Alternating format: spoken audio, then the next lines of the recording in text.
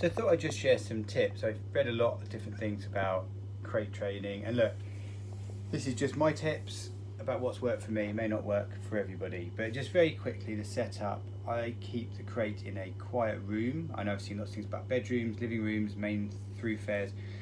This is in a utility room. It's very quiet.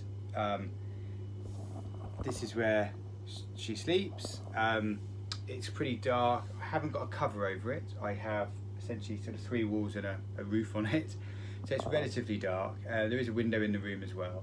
So that's where she is. In terms of putting her in a crate, we did the usual stuff when we first got her, put her in the crate, made it sort of exciting for her in terms of food and items and that type of stuff. And she really, really liked that. And that worked really well. And then actually the first night, put her in the crate, 9 o'clock in the evening, and she woke up about 2 a.m. and then about 9 a.m. So, sorry, about 7 in the morning.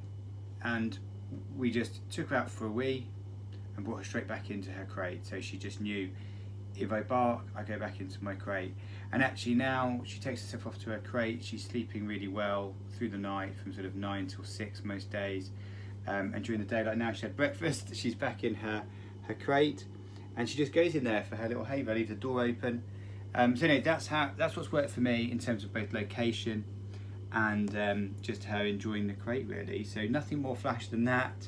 I don't know if it's luck. I don't know if different dogs react differently, but she's pretty placid in there.